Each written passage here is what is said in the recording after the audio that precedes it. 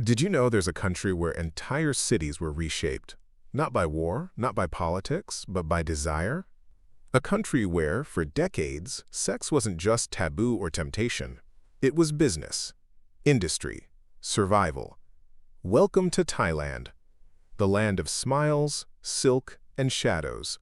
Behind the postcards of golden temples and street food lies a hidden truth few dare to speak about.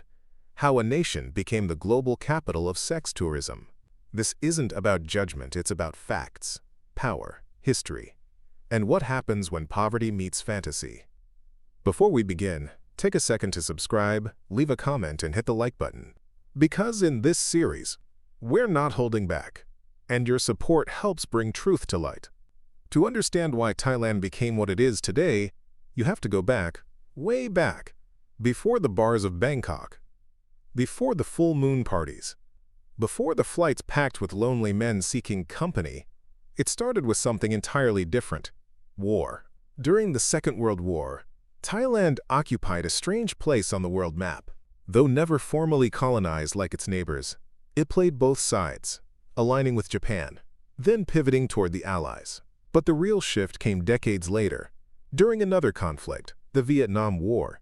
In the 1960s and 70s, American soldiers stationed in Southeast Asia needed places to relax, rest, and escape. Vietnam was too dangerous, Cambodia too unstable, but Thailand? Neutral, friendly, cheap. Bangkok quickly became a haven for R&R, rest and recuperation, or as many joked, relax and romance. The U.S. military began flying soldiers into Thai bases for short breaks. With American dollars flowing in, bars, massage parlors, and entertainment centers sprung up overnight. Local women, many from poor rural regions, migrated to Bangkok and Pattaya to work in the growing nightlife scene. Some were waitresses, others dancers. Many ended up as unofficial companions, providing not just sex, but conversation, comfort, and in some cases, relationships. At first, it was all unofficial, underground. But as the demand grew, the industry became hard to ignore. Local authorities turned a blind eye because the money pouring in was enormous. Soldiers spent millions. Business owners flourished, and for many Thai women, the bar scene offered something they couldn't find in their villages: income, opportunity, escape. The shift was cultural, economic, global, and once the war ended, the industry didn't stop. It evolved. In Part 2, we'll explore how the war's end didn't slow down Thailand's sex industry. In fact, it made it more powerful. Civilian tourists replaced soldiers. Sex became a silent export. And Thailand's image, shaped by Western desire and Eastern poverty, would never be the same. Stay tuned. When the Vietnam War ended, many thought Thailand's role as a pleasure destination for foreign soldiers would fade. But the opposite happened. The war had simply planted the seed. And now, civilian tourism was ready to harvest the fruit. With the infrastructure already in place, Thailand's booming nightlife didn't vanish. It transformed. Soldiers were replaced by foreign tourists. Bars once packed with uniforms now welcomed backpackers, businessmen, and Western men looking for something more than beaches and temples. In the 1980s and 1990s, Thailand became the new face of cheap, exotic adventure. Pattaya, Bangkok, and Phuket built reputations not just for resorts and night markets, but for neon-lit streets, go-go bars, and massage parlors that didn't exactly offer just massages. And though prostitution was technically illegal, enforcement was selective. Police took bribes, local officials pretended not to see, because the industry brought money, lots of it. Tourism soon became one of Thailand's biggest sources of income, and a quiet part of that was sex. Western media began to notice. Documentaries exposed red light districts. Travel guides dropped veiled hints about entertainment zones, and the label "sex capital of the world" began to stick. But behind that label were people.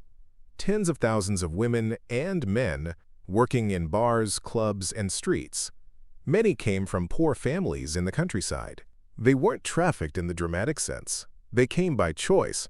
But that choice was shaped by desperation, by limited education, by the need to support aging parents and younger siblings, by the promise of foreign clients who sometimes offered more than just one night. Some women married tourists, some escaped poverty. Others were used, abused, and forgotten. The stories were as varied as the faces. Some found empowerment, others only trauma. The Thai government walked a delicate line. On the surface, it condemned the sex industry. Officials spoke of morality and reform, but in practice, the economy was addicted to the profits. Whole neighborhoods depended on nightlife. Countless families relied on remittances sent home by daughters working in the cities. It became a cultural contradiction, a Buddhist nation of modesty and respect, known globally for sex and submission. And while foreign men fueled demand, Thai society kept up supply quietly, cautiously, and with layers of shame. By the early 2000s, international concern grew. NGOs and human rights groups began shining a light on the darker parts of the industry, especially involving minors and coercion. But the truth was never simple. Most workers weren't chained or beaten. They smiled. They danced. They flirted. But behind those smiles were debts, expectations, and often no better alternatives. In Part 3, we'll go deeper into the lives of women inside the industry, their stories, their pain, their choices, and what it means when poverty meets fantasy, again and again. When most people picture Thailand's sex industry, they imagine flashing neon signs, loud music, and smiling women in tight dresses. But behind the noise and lights lies something quieter and far more complicated. The stories of the women inside the trade don't all sound the same. Some were barely out of their teens. Others were mothers, widows, or daughters supporting entire households. Some entered the industry willingly, chasing dreams of foreign husbands or fast money. Others were pressured by circumstance, by family, or by people who promised them honest work but delivered something very different. Many came from Aizan, the poorest region in Thailand, where rice fields stretch for miles and jobs are few. In places like Nong Khai or Surin, sending a daughter to work in the city was sometimes seen as a sacrifice for the greater good. A noble act, a source of pride and quiet shame. The journey often started in bars. A girl might begin as a waitress or dancer. Then a client would offer money for time alone.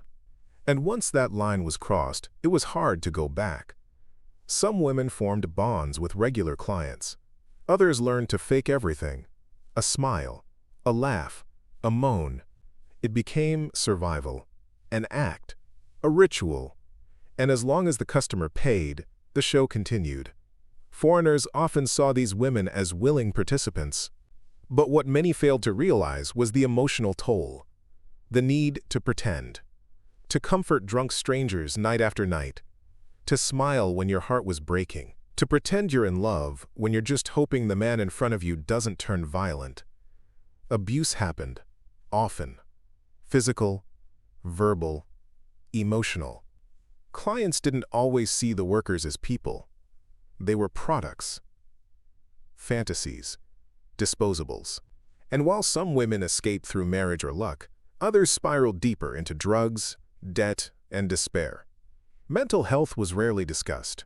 Shame was constant. Families back home took the money but never asked how it was earned. In Thai society, karma plays a powerful role. Many believed that their suffering was punishment for past lives. That being born poor, female, and uneducated was a debt they had to repay. Buddhism offered comfort, but also fatalism, the idea that suffering was natural, deserved, and necessary. And yet in all this darkness, there were sparks of strength. Women who formed support networks, who protected each other, who saved money, built homes, educated their children.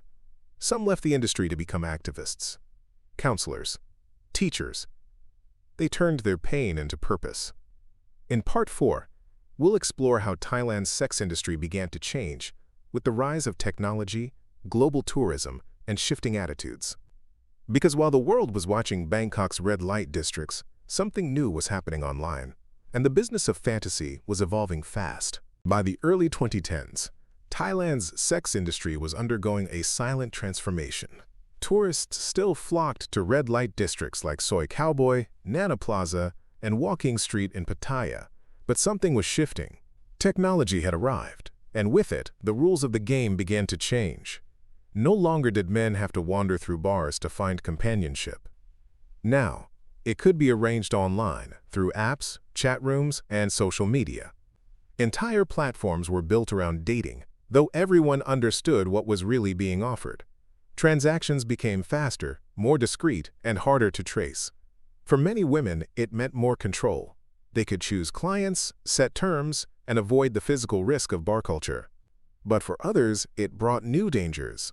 Being isolated, meeting strangers in unknown places, with no protection or backup if things went wrong. The digital shift also blurred lines. Was it still sex work if it looked like a relationship? Was it escorting, dating, companionship? For some Thai women, especially those in their 20s and 30s, the new economy of intimacy allowed them to live double lives. University students by day, online hosts by night. For others, it meant deeper secrecy, more shame, more isolation. And yet, the money kept coming. In a country where the average salary remained low and financial pressure remained high, the industry, though still illegal, quietly adapted. Meanwhile, public opinion in Thailand remained conflicted. On one hand, sex workers were looked down upon, seen as immoral or unfortunate. On the other, they were silently tolerated, even depended upon. Many Thais knew someone involved in the trade. Few spoke of it openly. Government efforts to clean up the country's image were inconsistent. Crackdowns happened. Bars were closed. Raids were staged. But only temporarily. Tourists returned. Businesses reopened. And in the background, the machine kept running. Then came COVID-19. The pandemic hit Thailand's sex industry like a wrecking ball. International travel stopped. Bars closed. Entire districts went dark. For the first time in decades, thousands of sex workers found themselves without income, support, or shelter. Many returned to their villages, broke and forgotten. Others turned to online platforms full-time, streaming, chatting, surviving. But when tourism resumed, the world had changed. Younger generations were less interested in bar culture. Old nightlife scenes felt outdated. And yet, demand never disappeared. It simply moved into the shadows, where it was even harder to regulate or protect. Activists began pushing harder for legalization, not to encourage the industry, but to safeguard the people inside it, to offer health care, rights, and dignity to workers who had lived for too long in silence. Some progress was made, but the fight continues. In Part 5, we'll ask the biggest questions. Can Thailand ever separate its name from sex tourism? Can the industry be reformed, or only hidden? And what does it say about the world that so many came not for temples, beaches, or food, but for women? Thailand is known for many things. Its stunning beaches, rich history, golden temples, spicy food, and warm hospitality. But for millions around the world, it's also known for something else. Sex. The question now is, can that ever change? Or has sex tourism become so deeply woven into Thailand's image that removing it would mean tearing apart part of the country's economic and cultural fabric? The truth is uncomfortable. Over the decades, sex tourism became more than an industry. It became a mirror, reflecting global inequality, Western fantasies, and the quiet desperation of poverty. It's easy to blame the tourists. It's easy to point fingers at governments or corrupt police. But the reality is more complex. It's about systems, structures, the way money flows, the way bodies are priced and used. Thailand is not the only country where sex work exists. But few nations have built such a strong, strange reputation around it. And fewer still have managed that dual identity. A place of sacred spirituality and casual sin, family vacations and bachelor getaways, Buddhist monks and go-go dancers. For the women and men inside the industry, it's never been simple. Some felt trapped, others empowered, some were abused, others found love. There are no easy answers. But there is one constant: silence. Families rarely speak about what their daughters really do in the city. Politicians speak of reform but rarely act. Tourists come and go. The pain stays behind. And perhaps that is the cruelest part. That a country known as the Land of Smiles built part of its modern economy on the smiles of women who were paid, and often paid little, to pretend they were happy. There are signs of change. New generations are speaking up. Former workers are organizing. Campaigns for legalization grow louder. The internet, once a tool for secrecy, is now a tool for storytelling. But until sex workers have legal protection, until shame is replaced by dignity, until the world stops pretending this isn't happening, Thailand's story will remain half-told. So the next time someone mentions Thailand and smiles knowingly, ask what kind of smile they're thinking of. The one on a postcard? Or the one forced through years of survival? Thank you for staying through this story. If it moved you, comment, share, and subscribe, because real stories deserve to be heard, and silence has lasted long enough.